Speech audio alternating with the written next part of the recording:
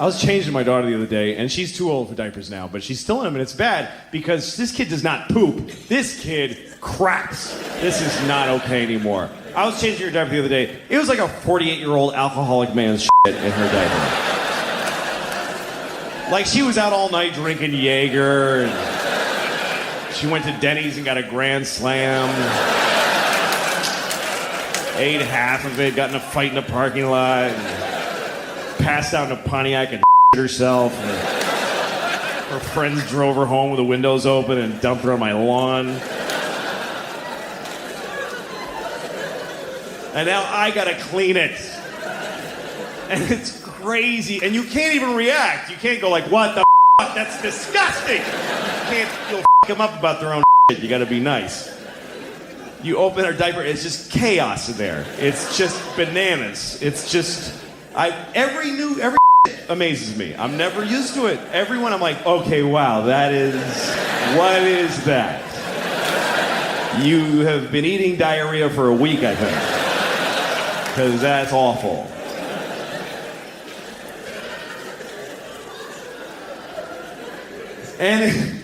But you can't. You gotta be like, you just go, oh, wow.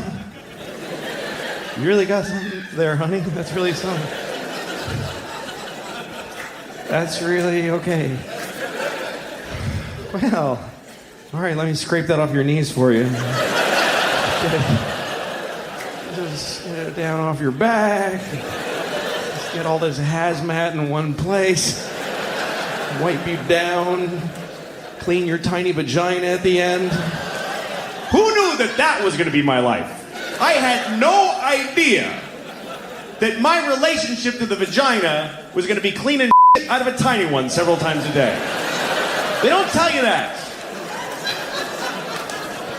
When you're getting ready to be a dad, nobody pulls you aside and says, you're going to have to clean the vagina a lot because every time she takes a shit, it goes straight up her twat. They don't tell you that.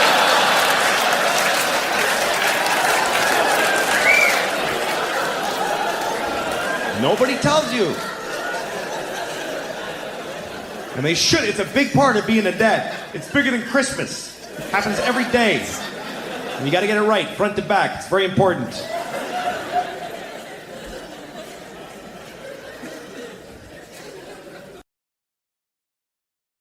I hate New York. I really do. I used to love New York, but I hate it now. I'd rather be in Auschwitz than New York City. Honestly, I would. I mean Auschwitz now.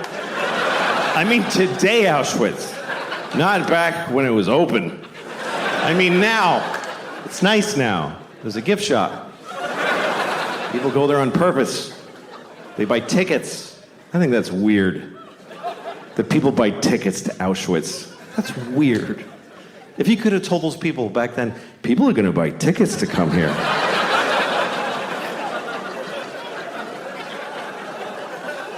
Yeah, wrap your head around that.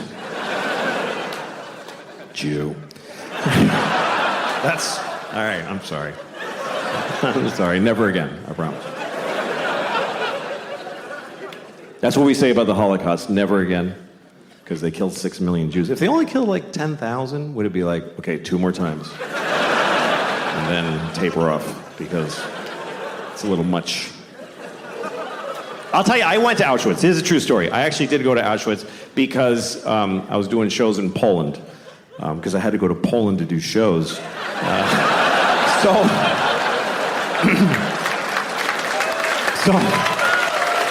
I was in Krakow. I was in Krakow, so I went to the camp. And I went there because of a very personal reason. Because I had family there. I had a lot of family there. 44 members of my family were in Auschwitz during World War II. I mean, they were guards. They worked there. No. They were Jews and they died. It's okay. Don't be offended. It's true. We lost the whole family there. Everybody, because we were Hungarian Jews. My grandfather, on my father's side, he's the only one who made it. The rest of them, all 44 of them, went to Auschwitz, which I think they really regretted. But that's what happened because the Hungarians sent all their Jews to. They weren't even occupied Hungary. They're just like, yeah, take our Jews.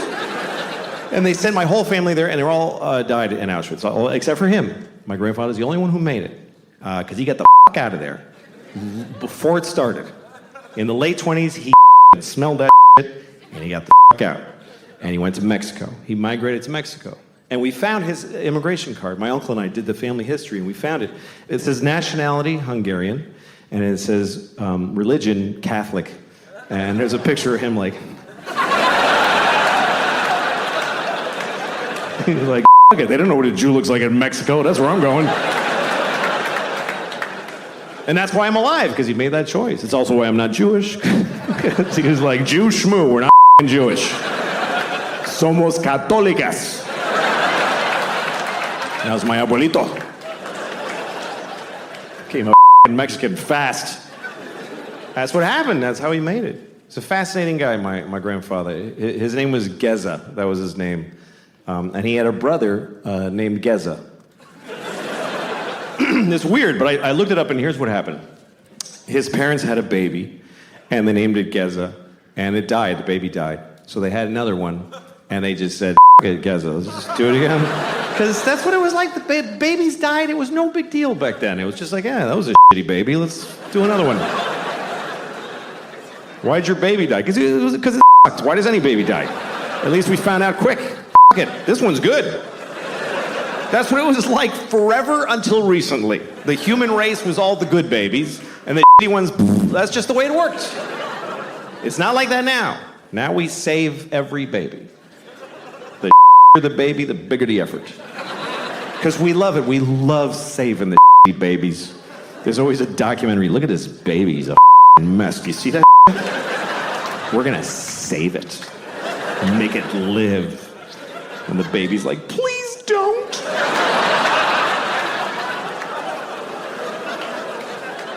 But we don't like when babies die. We get more upset when a baby dies. Why? Who knows this baby? Did you hear about Jeff? No, he was here for one day. Nobody met him. And then if you die when you're old, nobody gives a shit. They're like, he was here long enough. F*** him. You ever tell somebody, like, your grandmother died? My grandmother died. You're like, I'm so sorry. How old was she? She was 98. Oh.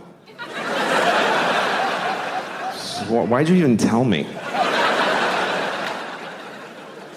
Something's changed when you get older, you know? Like, I've reallocated some of the noises that I make. Like, the noise I used to make when I come is now the noise I make when I pee.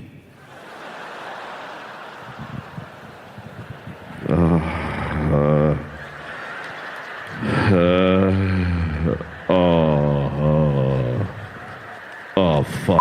Yeah.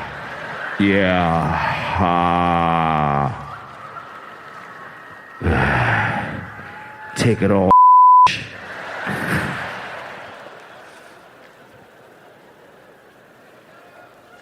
Very disrespectful to my toilet. Unfortunately, yeah. You like that, don't you? I'm gonna in your mouth too, because you ain't nothing but a eating, piss drinking tell-it. Dumb tell-it. Got my piss on your lips. You ain't intelligent. What do? You sit there all day on your ass, waiting for me to in your face. Dumb tell-it. You ain't even special. I pissed in 3 toilets today. Quit crying. I love you. It's bad. But that's how my dad treated his toilet, so that's where I learned it. Anyway, that's the noise I make when I pee. Some of you might be wondering, none of you are wondering, what noise do I make when I come? Okay, so this is the noise I make when I come. It's not that special. I just go like this. It is done! It's a whole thing with a cloud with funnels of... There are crows come and there's lightning. The circle is complete!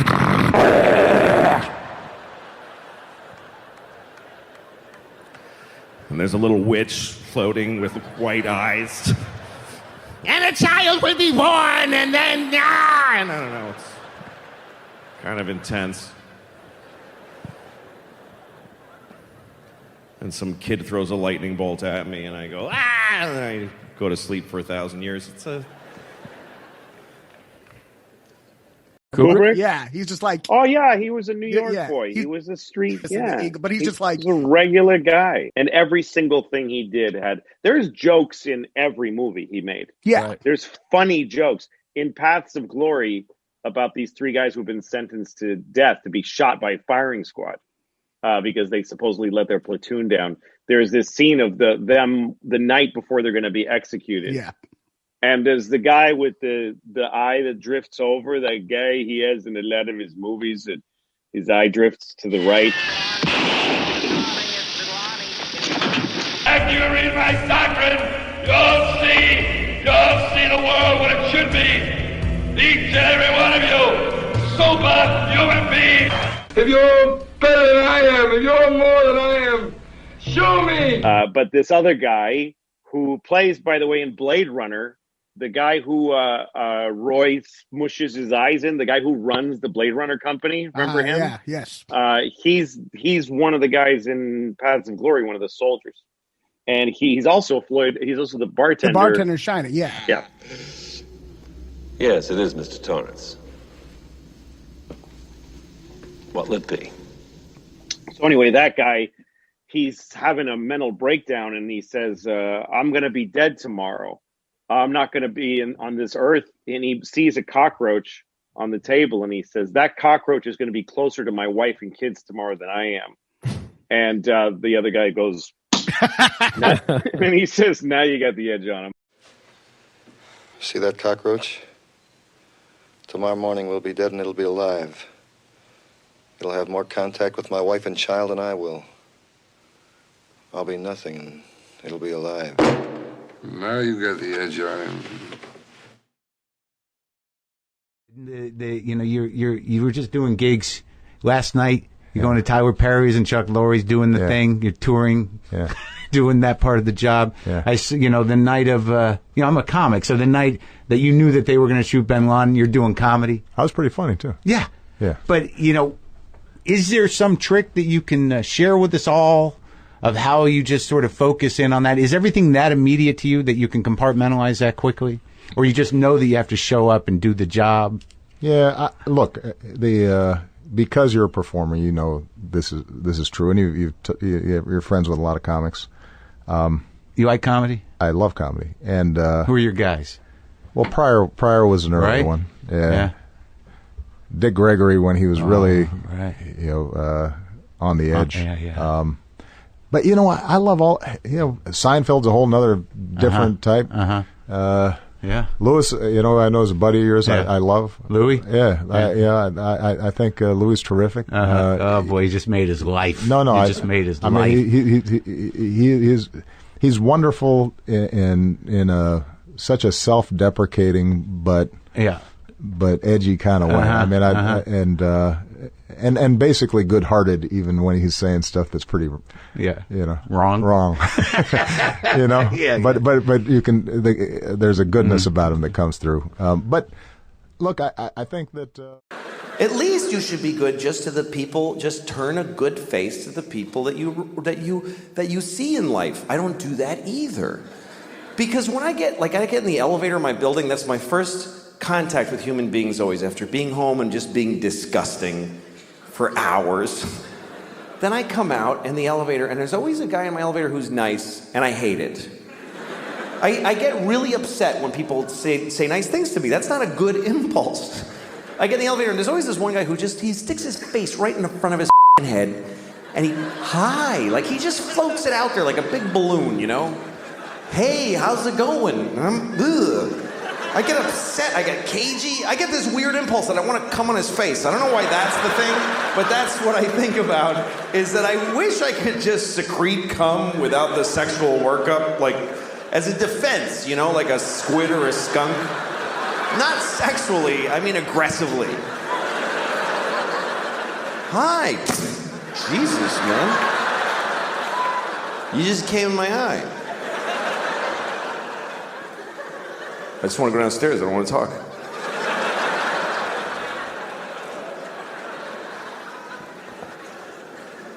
All right, this is going a little off the rails. I don't remember what I was trying to say. I'd like to be a better person. I would. I'd like to be a better person. That's all you can do with your kids. Just do your best. Nobody knows right from wrong. When I was a kid, they just taught us things to try to keep us just shut the fuck up. Our morals were just shut the fuck up. Things like slow and steady wins the race. They taught us that. Slow and steady wins the race. Really? Does it win the race? You know what beats slow and steady? Fast and steady. Kicks the shit out of slow and steady. Slow and steady beats old and retarded. That's about it. Stop telling that to kids. A lot of what they teach kids is just to make them polite people, you know? Like they teach them that there's words you shouldn't use. There's bad words. Don't use the bad words. I can't teach my kids that because I do this for a living. But I didn't want my kids to be, you know, so I used to tell them, like, okay, look, there's no bad words. There's no bad words. All words are good, bad, nothing. But there's some people that get upset when you use certain words. So if you're going to use those words, look at the person first and try to guess if they're that kind of person.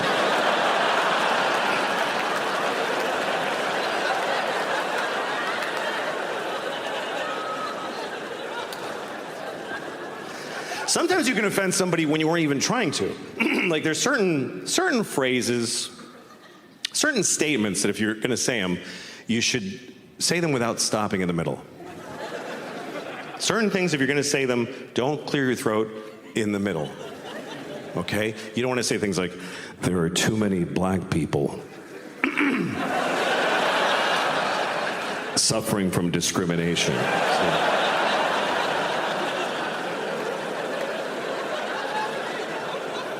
We need to stop the Jews from feeling excluded.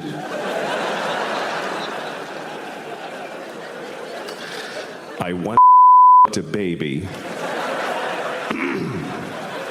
and then I him again. So you want to get through that one. Otherwise, people get the wrong idea.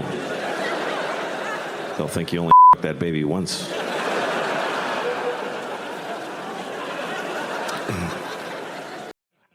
It's a scene from Louis C.K.'s new series. Louis, so who is the comic who is explaining what the word faggot means? That's Rick Chrome. And Rick is a comedian, lives in New York City.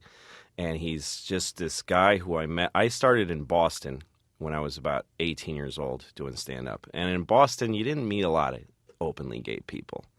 Usually when people said, I'm gay, the next thing they would say is, ouch. You know, people, it wasn't a very giving place that way. And when I moved to New York City, he's probably the first openly gay person I ever met, I think. It's possible. I don't know. But definitely the first gay comedian I met. Anyway, Rick, when I met him, I had that conversation with him about the word faggot. I asked him about it. And he said pretty much that to me. I mean, I wrote that scene's written, but he said it that way too. That he didn't lecture me or say you shouldn't say it. He just said, "Hey, if you're interested, it's totally devastating," and he gave me that information. And I never forgot it. I mean, I was about 22. I have said faggot on stage a number of times since then, but I don't. I know what I'm saying and I know what it means now. So I never heard that explanation of the word faggot or flaming faggot before. Is that like etymologically true? I don't know, and I've actually read things online where people are saying that's not accurate. I don't think it matters. I love that on all sorts of websites and gay blogs and stuff that this scene has sort of like stirred up conversation, which I think is just healthy. And this scene is about a guy who believes that to be the true origin of the word, and it's about his feelings about it and what impact it has on me. If it's not the real explanation of the word faggot, I don't think it matters. The point of the scene isn't to be accurate. It's not a news show. It's exchange between characters.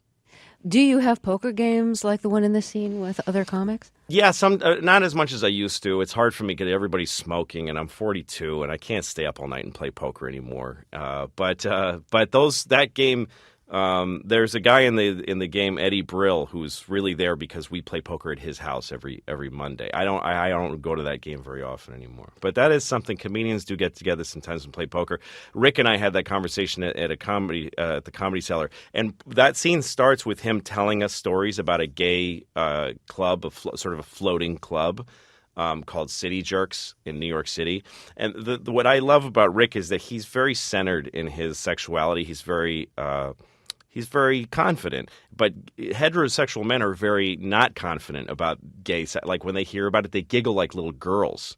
And there's been a lot of times at the Comedy Cellar where he'll tell stories about gay gatherings, and all the hetero comedians who think they're so tough just turn into little children and they shriek. And they are, really? Is it really like that? What's it like? And he just says, well, it's like this. And it's funny because, gay men they're put through sort of a crucible, and I'm going to speak, I'm just taking liberty in saying this. Gay men have to go through something to own who they are. They get beat up, they get ostracized, whatever they go through. If they survive it, they come out very confident people. They come out having been tested and having to really figure out who they are to get through it, because I think that's how you get through any kind of a test, is by really finding your strengths and believing in yourself. So a lot of gay people who are still standing and still strong, that's who they are. Heterosexual men have never been put through that test. We don't get – nobody goes, oh, my God, you like women, and you don't have to defend it for your whole life. So we're not so sure about our sexuality. I think that's one reason why heterosexual men attack gay people or are afraid of them, because they're now confident and they've gone through this. But we don't know who we are sexually. We're a mess. So I think that's why the two sides of the sexual barrier is such an interesting it's such an interesting conflict. The poker scene was scripted as far as once we start really talking about gay sex and asking those questions. And also the thing of all the stuff, most of the stuff of me talking about packing into his mother's ass it's about a half scripted, a half.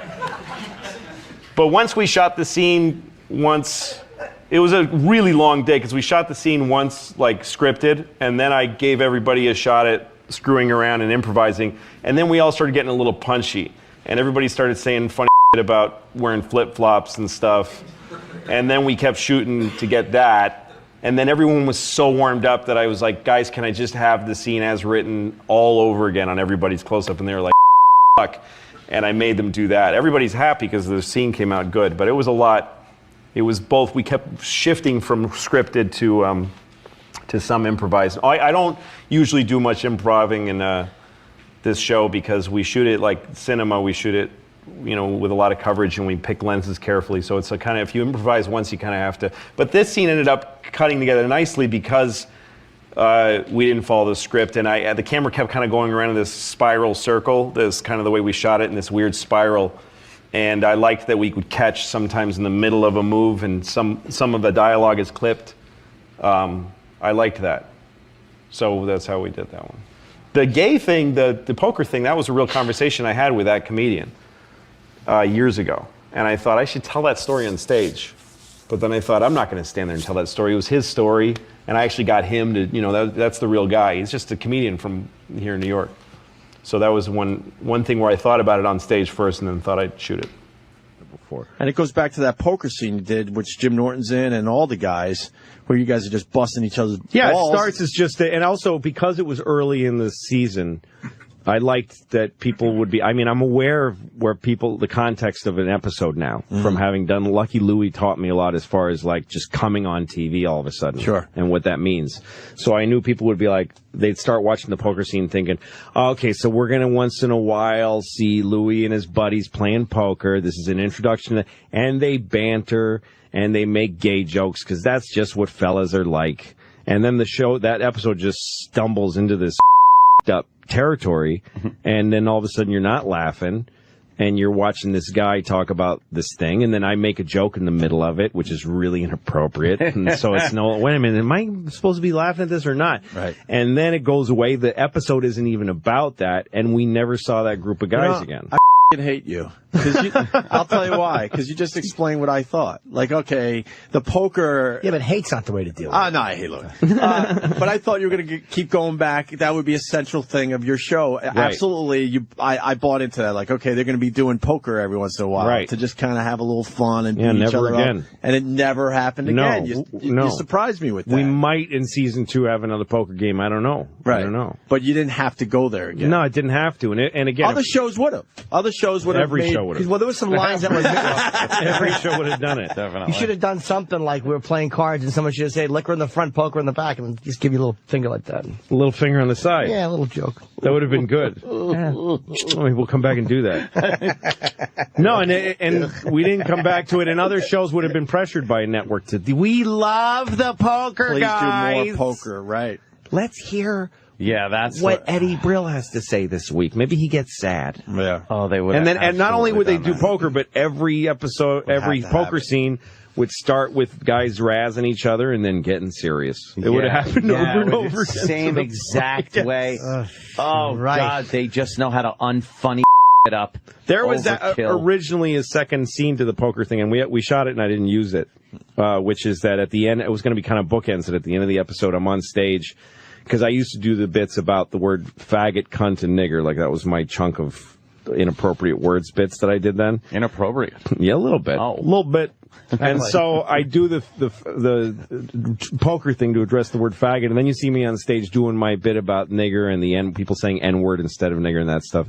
And then Hannibal Buress, who's in the poker scene, the black comedian, comes up to me and goes, "Hey, man, I see you banished faggot from your act, but you got nigger going strong. What's up with that?" And I'm like, "Well, I don't mean it that way." He's like, "Yeah, no, I get it, but, I hear Rick say all this stuff. Do I have to now explain to you what nigger means? Is that And I'm like, "Geez, come on, man." And he's like, "I'm just saying, if you're going to say nigger, say faggot. I mean, it's not fair." So we actually, we actually shot it and then didn't use it because the sound was and just really? Yeah, otherwise I probably would have kept it. How great is it that the network lets you say nigger and faggot, though, is in the right context? It's just great that they don't bother you. Well, nice. the standards person at FX is really smart, and she calls me whenever we, that poker scene was much dirtier at one point. Really? And John Landgraf, the FX president, called me and said that he loved the scene and that he wanted to put it early in the run so that it would get reviewed and it would be part of what people would notice about the show. He said, but it's too dirty. He said, if you want to keep it as dirty as it is, we have to bury it like 12 episodes deep. Wow. Because it was so just cum, every other word, cum, cock up the ass, cum. And he said, if you can tone it down in just the amount of times you use those words, then and he said, but it's totally your choice. He said, I think it's worth it because then that episode will get, that's a weighty scene and it's worth doing. So I went through it to see if I could cut it down without hurting it. And I cut out like this part where I go, where I say, how come you have to wear shoes at the club? And Rick says, because the floor gets full of cum. And Nick DiPaolo goes, all right, we get it. And so I manufactured a cutoff where Rick goes, well, the floor gets full of, all right! And he cuts him off and doesn't let him say it. Right. I manufactured that in the editing, and I realized, you know what, this is actually making the scene better. Sure. That Nick gets nervous enough about the stuff that stops it from being said. Yeah. And I used that way of cutting it down. I didn't have to cut out as much as I thought I would. And I showed it to Landgraf, and he said, we can do that. And I'm so glad we did, because that episode partly is the reason the show got notoriety, and that scene's gone viral for you. Yeah, and there's this website for gay people called AfterElton.com. It's a very big gay website, and they called me up. This guy called me up and said, "Well, I don't understand how this scene talking about gay people came from a straight guy." He's like, and he wanted to know how a straight person ends up with this point of view. Oh, maybe I'm gay. I don't know. I haven't sucked a dick yet. Yeah, but hey, if I'm a closet gay, let me find out soon. I'm almost 50. Now, get it out in the open so I can start taking advantage. But how awesome would that be? To all of a sudden, open your horizons. But at 50, you can just go. To go, oh my God! Why not? There's twice as many people I can fuck. Why not? I did think consciously about how the show's in a world where people watch stuff and they go, holy shit, and then they virally watch it. and it gets posted on Huffington Post or whatever, all these things. And Yeah. So the first season, I always made YouTube clips. Every episode, I would make a YouTube clip of what I thought would be the really talkable scene. Yeah. Like the second episode of the show, it was the poker scene, right? That was the first one. That before the episode was done airing, I got it up on YouTube right away because I knew that folks would be intrigued by that and want to talk about it. And the next day, it's all over all kinds of sites, and they have my YouTube clip to go to as a reference. They have, look at this. This is what happened here. This is what I think about it. And so it was fun with the show to go like, let's do stuff that intrigues folks that way. And also because the show was in capsules and it's in pieces, I could do something like that. The poker scene, nobody in that scene is in any more scenes of that episode. It's just one scene. Yeah. And there it was. People saw it, and that thing never stops coming back to me. That poker scene, it really, yeah, it just always keeps regenerating. And then kind of trickles down and puts a kind of pressure on people making. It trickles down to Pooty Tang. Yeah, to Pooty the destruction. Is that a tough sell? Chris Rock no, it wasn't. And actually, I probably wish it was more of a tough sell. But yeah, it was supposed to be just a weird, quirky movie. Made for a small amount of money, but then people got excited that it might be a franchisable character, so they put a lot more expectation. Yeah, I think that's the dangerous thing. This is a franchise before it's even well, because of the TV experience. I mean, when we were shooting the movie was a great time, but then they started coming and visiting and saying how great they thought it was, and that was really scary. So later down the line, when we were editing, they had a lot of high number expectations of it that it never could have achieved. But their process of trying to get it there was very painful to the film and me. But overall, it was a good thing to happen. Because none of the pain you experience and stuff like that sticks with you, really, if you're smart about it. It just goes away. And all that's left is that I got to make a movie. Right. And even the worst parts of it were just fascinating. To be on the inside of a movie and go under siege, it was fascinating because I never thought I'd get that opportunity. Sure. You know, I was in this big office and I used to drive by the Paramount lot thinking, I wonder if I could ever get in that gate. And here I'm in John Goldwyn's office, Samuel Goldwyn's grandson, going, this movie is horrible and unreleasable, screaming at me. And I should have been thinking, oh, this is the death of my career. But I was just thinking, wow, gee whiz. This is Hollywood. Yeah. This guy is, powerful and he hates me and, wow. And they literally got up mad, visibly. Yeah, he got really angry. His voice was shaking. Seems like a pretty cool character every time I've been in there. I guess, you never made a movie he hated that deeply. But the thing was that what were they expecting? Did you like it? Did you? I didn't like what eventually came out. I liked what I showed him. What you showed him, right? And then they. And one thing that I never felt too bad about it because he was very passionate about the hate, and he ran down details. It's like, oh, and then why would a man who shuns every woman and makes a beautiful woman drink milk from a saucer on the floor fall for such an ugly, disgusting pig of a floozy? And he was really angry that Pooty fell for the woman that he did. And I thought, wow, you really paid attention. You really got into that. He wasn't going what do we waste our money on? He didn't make calls during the movie. He watched and he said, no, that's wrong. And so I was very proud of that. And Pooty Tang would never do that. No, yeah. I mean, it hurt. It was painful. Pooty better than you knew Pooty. To go through that and they get kicked out of the editing room and just you feel shudders in your body. And wow, these guys don't mess around. But it's kind of hate is real. Yeah, but it would be like if Mike Tyson kicked your ass. Part of you would be going, oh, cool, it's Mike Tyson. This is what it's like to get my ass kicked by Mike Tyson. And I didn't realize this about you, but you are the man responsible for the film Pooty Tang. Yes. That Chris Rock did. That's right. And you had a horrible experience with that. I wrote. You wrote it? I wrote and directed Pooty Tang. But then didn't the studio lose faith in you during it? Yes, they sure did, yeah. And they took you off the film. They took me off the film. Well, I had already shot it, and it was during the editing process. They hated my cut. They fired my editor, got another guy, and let me do one more cut. Chris Rock was the star. He was, one of the stars, yeah. He read the script. He liked it. I assume the studio read the script and liked it. Yeah. Wasn't that a character that was sort of on the Chris Rock show? Yeah, Pooty Tang was the character we did on the Chris Rock show. Right. And you worked on that show, and you said, hey, I created the character there, I'm going to make a movie about Pooty Tang. Well, Chris asked me, do you think there's a movie in that guy? And I said, that's a little nutty, but I'll try it. I would have told you no.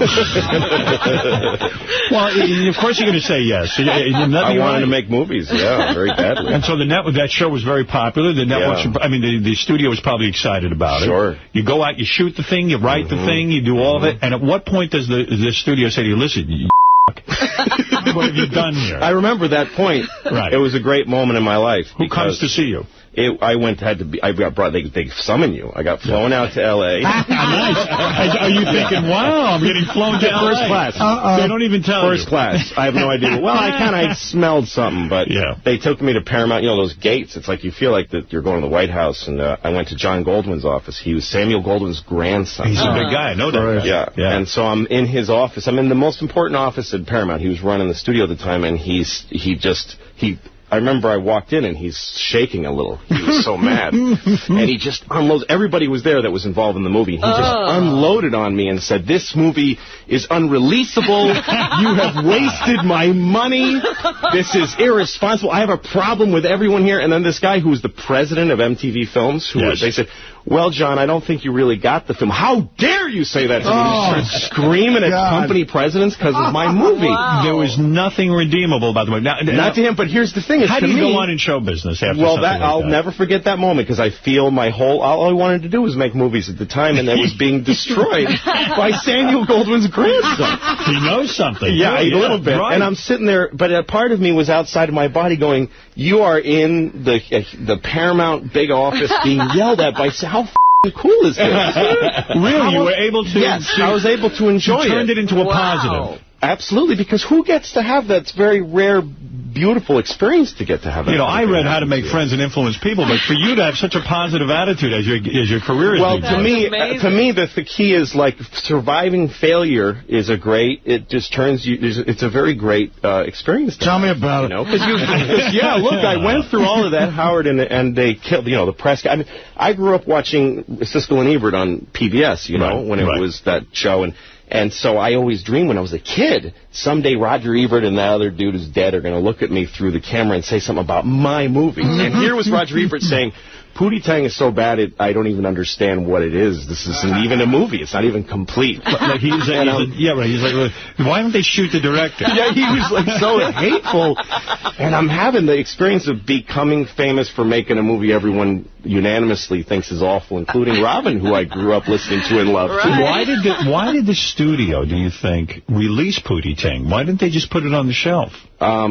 Because Chris was in it and he was hot. Right. Yeah. And, you know, it made its money back, and I get good checks for Pooty Tang. It's doing really well. Yeah, it's a cult hit. People dig it. Wow. I can't look at 2 minutes of it. Because it just turned into a train wreck. But I think it might have been a good movie if we had done it all one way. It's just that they wanted to backtrack and try to do something else with it. And, you know that kind of stuff. Right. That happens, yes. Yeah, it happens. Yeah, Artie. Figure. Artie, the Maker Beer League. The Maker Beer League has something you want to say. Speaking of films, though, just to give Louis a plug, he made a movie called Tomorrow Night, which is one of the funniest things I've ever seen. Yeah? That our friend Robert Smigel is actually in, too. He's in it, yeah. It's a few Steve years Carell's back. in that, too. Is that available anywhere, Louis? It's under my bed somewhere. I mean, because Sundance and it never got released. But the thing is that going through that, though, Howard, and getting through it, and then a few months later realizing I survived that was really hard, but I feel fine. It doesn't stick to you.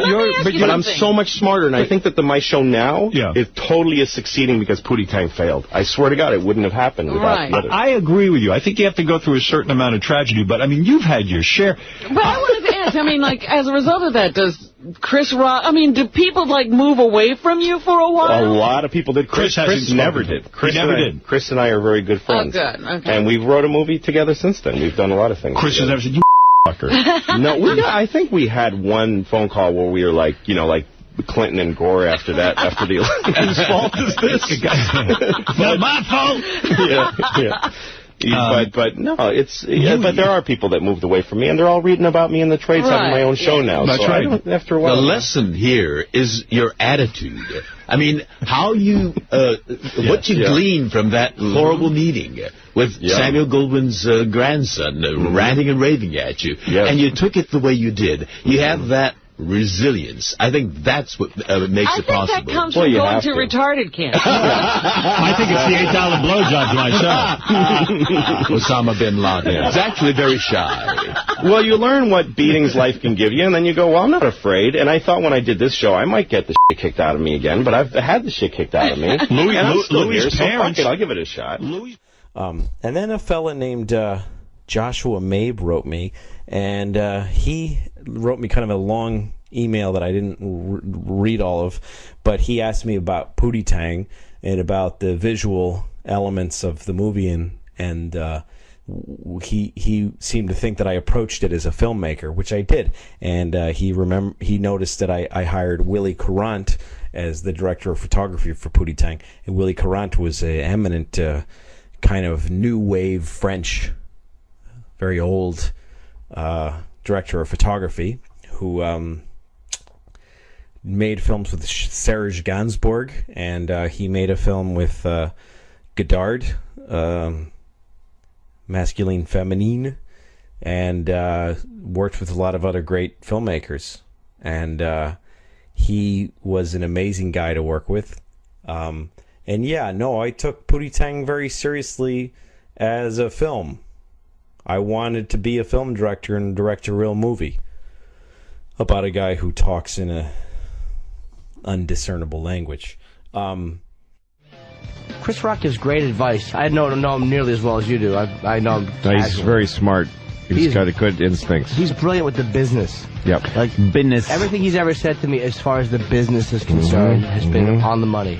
No, when I was making Pooty Tang, when we were in pre-production, there's this producer on the movie, Cotty Chubb, and he was like my right-hand man. He was doing everything for me. And Chris came up to me and said, that guy's going to take the movie away from you eventually. Oh. And I was like, that's crazy. He's my partner. This guy's got my back. And he goes, no, that guy is going to eventually take this movie away from you and kill you. And it's exactly what happened. Wow. Like, he just knew it. He didn't even know the guy. He saw the two of us talking, and he's like, yeah, that's the guy. That's the guy they picked to watch you and help you, and then in the end, he's going to screw you.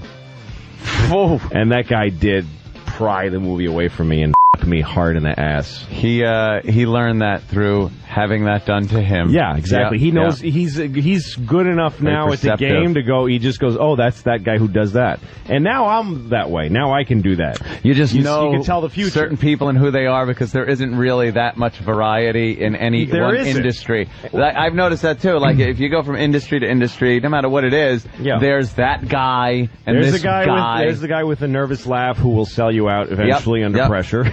Yeah. There's the dude. There's like all kinds of people. There's the chick. There's the woman who, like, during a meeting, she takes off her shoes and then sits kind of cat-like and says how much she loves you, and she'll eventually you up the ass with somebody else's. She'll rip off some other guy's and just put shove it on right the end in of your a broom ass and shove it up your ass. But you learn the players, because the thing they're not good at is changing shape or tactics. They're not shape changers. No, they're not. They're very obvious, vicious, but they're not. You can walk around them once you learn the terrain. The greatest. I wish It's I not could. the I white wish I guys. could find the tape from when I did Pooty Tang. There's a part in the movie where he makes a hit record, but it's silence. So there's no sound to it. So there's a montage of all these people reacting to it, and it was in the script. It just said a young Asian boy is listening to the nothing, and his father runs in the room and says, "Turn that noise down." Like any father would. Yeah. And I just wrote Asian just because that's what I saw. I didn't want, but every auditioner, every single one. The audition goes the same as, "Oh, tone that down, you're driving me crazy." Oh, and really? Then you hear me or the person auditioning going, "It's not supposed to be a stereotype Asian." And then the actor goes, "Oh, I'm sorry." And then he just does it as the good American that he is. Because none of them were They were all American-born Asians, Yeah. but they just assumed, they want me to go, oh! He wants the wacky. I was like, no, I actually don't want that. 1944 version. Oh, go the hole! Blame him. I thought of doing that when I was doing Pooty Tang, and they fired me off the movie. I thought seriously about taking a beta tape to Canal Street. It was white. And just dropping it. Why did you get fired from? You were directing it, right? Yeah, I wrote it and directed it. And they fired you during the movie? No, I was during the editing. I got to shoot the whole movie, but During when we were editing? Yeah, well, that's when What all the did you fighting do? happens. The editing is when things get bad. Yeah. That's when nobody likes the movie and they fight over how to fix it. You have your idea of what you want. Did you just shoot eggs out of your nose? Yeah, it's all over my hand. Who fired you? The studio? I didn't officially get fired. I just they do it in a really up way. They flew me out to L.A. because they moved the editing to L.A. and they flew me out there. And then I show up to give notes, and they go, what are you doing here? Like, I go to the studio where they're editing. They go, what are you doing here? I'm here to give, to edit. And they're like, no, go to your hotel. They put me up in a really nice hotel and flew me out first class. They said, just go to your hotel and we'll send you the reels as we cut them. And I'm like, well, then I give you notes over the phone. No, because we have to lock the reels now. So I'm like, you just mean I'm going to be the first one to watch the movie. You're out of the whole loop as far as. And I was like, you can't. And he goes, F you. We flew you out here. We gave you a first class ticket. Like, it was really weird, creepy way to go about it. Were they editing stuff and you were just like, why the did you? Oh, I hate it. Cut it like that. I hate it. Yeah. I mean, it's a bad movie. It's a bad It movie. is. I mean, I made a bad movie. I honestly don't know. The thing is, like, having somebody edit your like that after you film it and have a vision of what you wanted and then just have pieces cut out of it. Well, and also they added I thought that was dumb kind of narration. Like, the movie was meant to be kind of awkward and strange. That's the way that I make stuff. And so they took everything that was sort of strange and they explained it with narration. Oh, that's always dumb good. Yeah, that's narration. Great. That's good. How did Chris feel? Dumb it down. Did Chris kind of think that you had made a mistake, or was he like? Yeah, he was just trying to get the movie out, so he stayed with it and kept them involved in it and stuff. But that was the end of my. You can't. That's the way it goes. You sign a thing that says you sign it there. You work at their pleasure. Right. You can't complain. Wow. I mean, nobody can be surprised. You work for a movie studio. It's not your own house. They didn't come to your house. Never will. And then there was the whole I guess we should talk quickly about the Pooty Tang debacle, because I mean, I think a lot of people that love you look at that movie as this cult movie. Yeah. And I remember when you were going through that you had a very specific vision for that movie, and it was the first time you had studio backing, and then you had to go through that process where the studio gutted you, took your power away, and then stole your movie. That's right. It's terrible. And like, I just remember that there was this when you had your first cut. Yeah. And you were ready to go, and they screened it. And who was the big executive? She was famous that sat there. Well, Sherry Lansing was running Paramount at the time. And they sat down with that movie that you were ready, that you were done with. Yeah. And you were there. And what happened? Well, I went out to L.A. for a screening. Really, John Goldwyn was the main guy that we dealt with there. He was Samuel Goldwyn's grandson, this guy. So you, of course, attached a great legacy, knowing you, that's sort of like you're part of that was movie a history big deal. now. Yeah, that was a big deal to me. And I still, to me, it's like you remind me more of John Milius, actually, than Francis Ford Coppola. Yeah, probably with But I loved that experience, even in its at worst time. I was very unhappy. It was very stressful, and there were times where it's one of those things where your back gets put against a wall, and then it feels like somebody's pushing on your chest, but you don't have anywhere to go. Do you know what I mean? Yeah. Things got worse and worse, and I started to wonder what my capacity was. As a filmmaker. As a human being. I wasn't sure what my capacity was to take the stress I was taking on. So you made this and cut. The fear that I was living right. with. But your vision as a filmmaker is fairly specific, and that was a fairly specific I take. made that movie exactly the way I wanted to. It was and in cutting it, I found out, first of all, that I had made a flawed movie. Like, it wasn't good. Yeah. I didn't make a beautiful movie that Paramount destroyed. I made a flawed movie that didn't really hang together as a feature. I would, with the wisdom I have now, I would have, if I were them, just let it be released the way I made it. Yeah. And just see what happens. It wasn't a big risk. It was a $3 million movie. Yeah. And Chris Rock was in it. Yeah. It made its money back the first weekend. It was fine. Yeah. I would have just let it go because they wasted an enormous amount of money. They recut for almost a year. And they just poured money into it, trying to make it better, and it never was going to be any better. It just got worse. But did you get that feeling during that time? Because I remember the time where there's a story about about Ken Kesey and One Flew Over the Cuckoo's Nest, which was a stage play. He agreed to letting them make the stage play from his book, but he did not sign off on the movie. Right. And there's that story where they figured out a legal loophole, and they based the movie on the stage play. And an interviewer asked Kesey, "Did you go see the movie?" And he said, "Look, if a couple of Hell's Angels came to your door and knocked on your door and said, 'We're raping your daughter, you want to come out and watch?' Yeah. Would you go?" No, it's a good way to put it. But I didn't think of that movie as my kid. Also, I signed on to it. When we first started talking about doing Pooty Tang, they were going to do it with Paramount Classics, which was like their little indie arm. And they were going to make it for $2 million. And I was so excited. And then they said they wanted to make it for $3 million and do it with Paramount proper and give it to John Goldwyn and make it as a real, even though it wasn't a lot of money, as a studio movie. And I said I didn't want to do it because I thought that would destroy it. I didn't think I could work under that. Yeah. Not on Pooty Tang. Right. It's a crazy idea. But then the interesting thing about knowing how politics in show business work, which I think this was the big lesson for you, is that they then took the movie and they hired people you knew and had worked with on the Chris Rock show, which you also wrote. That's right, and also movies on my little short movies. I had a lot of people on it. Rick Shapiro was in Pooty Tang. Well, but I All mean, these just guys in I'd done this goofy stuff with. Right, but in the sense that they were going to take your movie and then rewrite it and recut it. Oh, you mean when they went to redo it? Yeah. They hired Ollie Leroy, who was a writer. He was one of my friends, one of the writers I worked with on Chris Rock. Yes. Now, did that destroy relationships for you, or at some point did you we're just not accept? Friends now. I hated what he did to the movie, but I don't know. His job was different than what my job was, so I look at it very differently now. But at the time, I was pissed off at him. So getting for back taking to the job and for hurting the movie. Yeah. Unless he gets fired, they can fire you, but firing a director is difficult and it's messy and nobody likes doing it. So they just move. They just move the venue. Yeah, they just move and don't tell you where they're going. Yeah, exactly. Wow. So I eventually found out. I called the editor. The new editor was a guy named George Folsey, who used to run, I think, Universal Pictures. He was a big producer. He made. What was the guy who made Blues Brothers? That director, John Landis? Landis. John Landis and he made movies together. And he edited all of John Landis' movies, including the Blues Brothers and all these great comedies. Right. So he took over the editing, and I called him, and I was really angry that he was editing without me. And then at one point he said, "Listen, this is reality. They gave me the movie to edit. What are you going to, let me work on it for a couple of weeks with their concerns in mind. And then you can come in and we'll talk about and you can look at it. But I'm not hurting your movie. Just, he was a really great guy. So we did an edit with me and him together. And he was hurting your movie? No, he wasn't. He actually he was hired to get it away from my vision, but he ended up liking the way I wanted to make the movie. I converted him.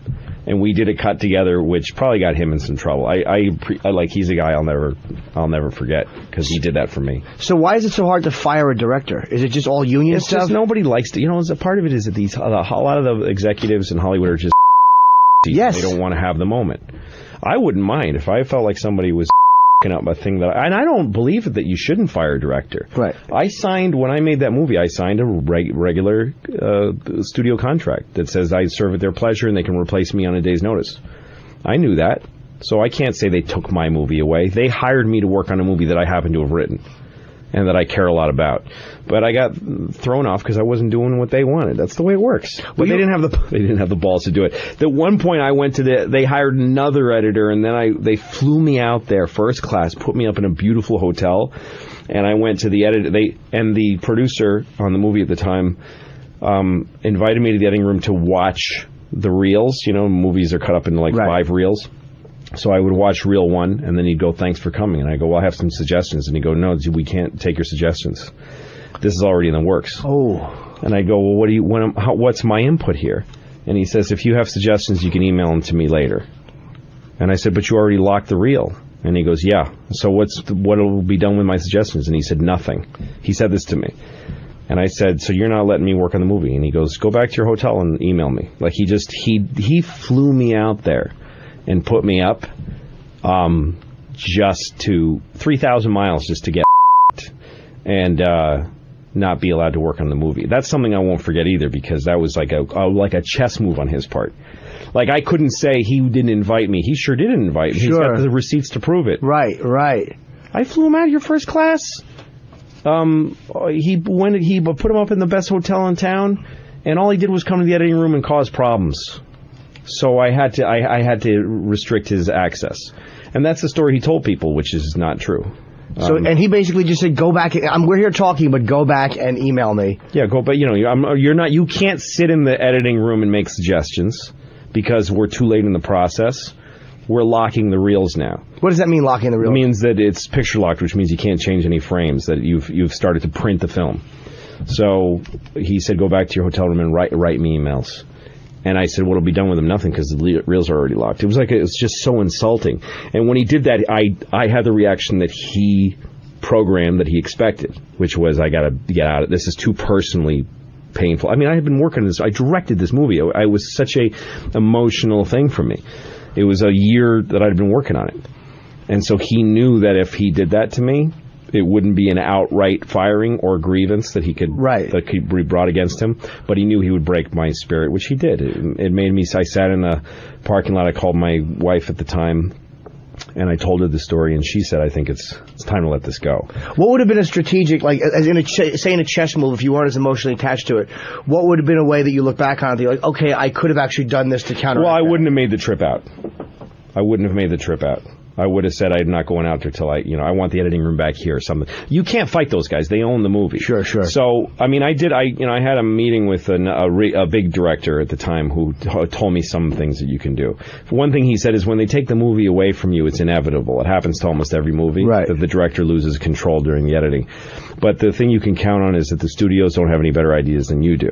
And they don't really want to edit. They don't enjoy the work. It's your idea. You have the creativity, and you like it. They don't like it, and they don't know how to do it. So they'll, just to be protective and territorial, they'll take it away from you. Let them take it. Don't fight it. It's like if a dog is biting you, they tell you don't pull your hand away because you'll actually tear your hand on the teeth. What you do is you push your hand further into the dog's mouth. I've never heard that before. Yeah, wow. Because then you're not tugging on the teeth that are in your skin causes tears instead of just a puncture. But if you push your hand into the dog's mouth, it'll actually have to open its mouth wider. So you push your hand in, like punching the dog in the face while it's, The ball's on the first guy to discover that. To have the and low heart rate enough to do that. But you have to do that in those moments of stress. You have to go, I'm not going to tug and jerk back. I'm going to either push in towards the trouble, or I'm going to just keep calm and let it bite me and just take it. And that's the best way. They say, we want the film, and you go, okay, here's the reels, here's my notes. Go ahead, because what's going to happen is they're going to give it to some young executive for 2 weeks. He's going to do an edit, and he's going to get all excited and show it to the big guys, and they're going to go, what the f*** did you do? This movie's worse now. Yeah. Give it back to the director, and then that executive will actually come to you, please help me. Please, he foresaw that, and there was a version of that happened. They did reshoots on Pooty Tang, and they asked me to direct the reshoots. Oh, wow. Because they didn't know another way to go. I had made something that was pretty unique, and nobody knew how to handle it. So, is it embarrassing at all? Like, because again, it's comics, we kind of get used to, like you said, used to bombing, we get used to... Yeah. But is it embarrassing when, like, the whole cast sees a certain thing, and you're they've taken it from you? Do you feel like, ugh, like I don't want to face those people? Or do you feel there's a lot of humiliation in it. I mean, when I did Pooty Tang, by the time it was finished, I was disgusted with the whole thing, and I was also a pariah. Like, I was not hireable as a director. It ruined my filmmaking career. A good example of that is I haven't been hired as a director since then. I directed one movie. That's not a good record. It's better to do two. Do you know what I mean? Right. Year 2000, I made Pooty Tang. It's 2011. I've never directed again. But that's how much it hurt me. But at the time when it was coming out, I remember it was so humiliating. It was so hard. The pressure was so much because something was out there that I didn't like. I got an email on my website back when we had like community boards on our websites. Somebody wrote me and said, should I go see Pooty Tang? It was coming out in a few days, and I wrote back and I said, I don't know, I haven't seen it, because in truth I hadn't seen it cut. So that was my response, I haven't seen it. Somebody at Paramount who was trolling my website saw this, and they got scared by that. that they had overbreached. They had taken too much advantage. So they got worried, I think, of the DGA, the Directors Guild. So they wrote me and said, please come watch the movie. And they gave me another first-class ticket to come out and gave me a screening room at Paramount to watch the movie. And I flew out there and went to a screening room, and nobody, like, it was weird. Nobody was around. It's like they cleared the streets, the hallways at Paramount, so nobody would have to talk to me. And I sat, because John Goldwyn, who ran Paramount, hated me. He hated the movie. He hated me. He was royally angry at the movie. But anyway, so I sat in the theater and I watched it, and it made me sick. You just hated what you saw. Hated it. Hated what they did with it. And knew it was coming out that day. That was opening day. And I remember David Gale, who ran MTV Films, I think he still does. Yeah.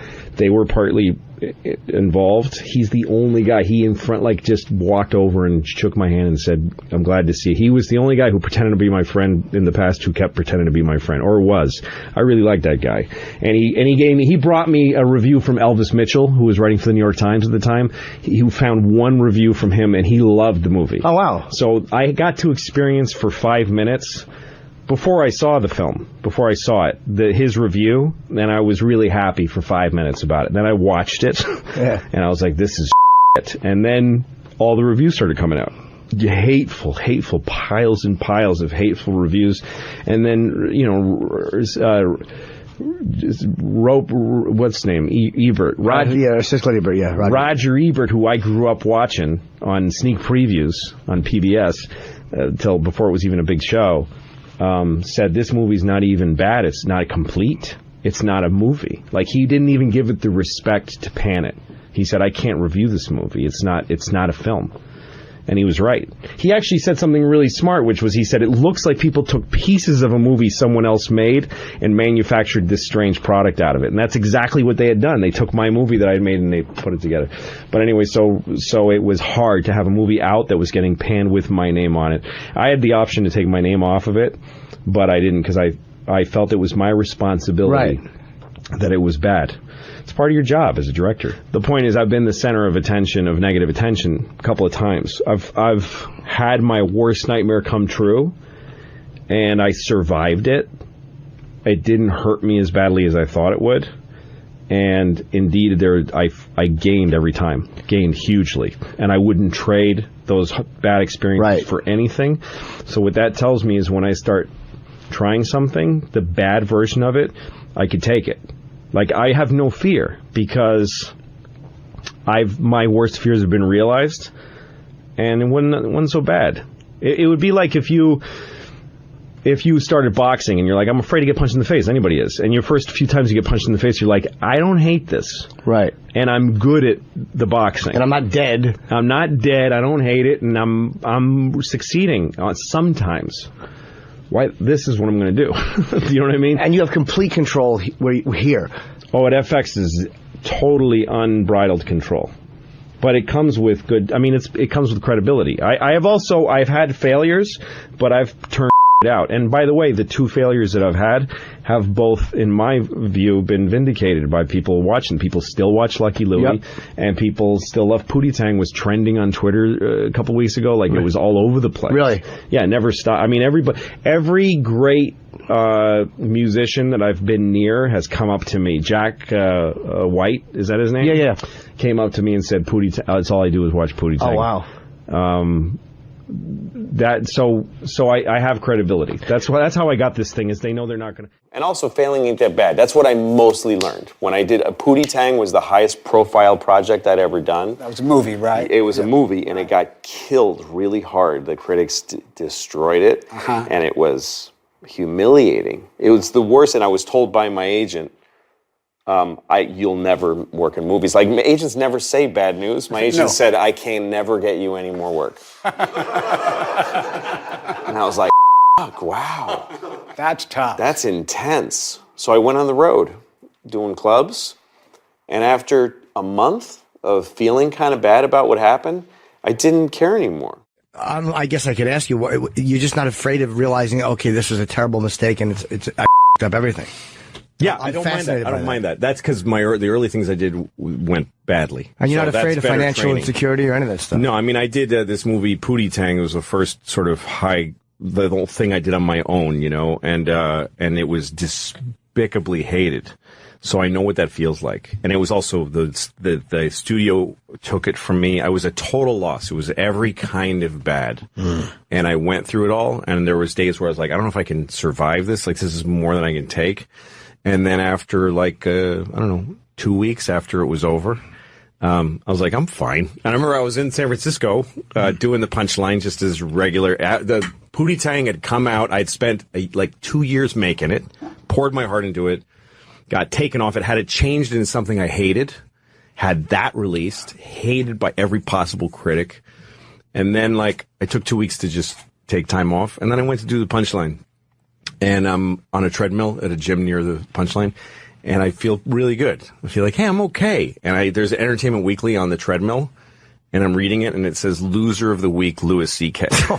Wow. you should because of Pooty Tang. And I just started laughing really hard. I was like, how hilarious is that? And what a great life to be reading that I'm the loser of the week. It's just such a fun thing. So much better than any other job. I used to fix cars for a living. This is so much more fun than that. Yeah. And then I realized I can do anything because I did the worst version. So I'm not being able to do something great. Kind of everyone has some of that in them because a lot of that is luck. But when you really what makes you capable is being able to survive. Right. Something going to Going back to Pooty Tang for 1 second. Yeah. You ever think of doing it the way you wanted it made originally now that you No, have I the don't think it was a good idea for a movie. And also, the cut I had, my edit of it, like some people have asked me, don't we want to see the director's cut? It's worse than what they made. Gotcha. No, it just didn't work. It was a bad movie. Okay. It's a bad movie. Can't escape it. But it's There's like some bombing funny, on funny stage. moments in it. It's like bombing on stage where you bomb horribly. You're like, well, nothing's going to hurt that bad. Like, that's why, the pinnacle of feeling shitty, so. That's right. So I've done that. I can do other shit. So I don't know. Being able to go into that kind of realm enables you to do some up things. Really needing something to succeed kind of narrows your... Right. You know what I mean? I can't do that. It might go badly. Yeah, but...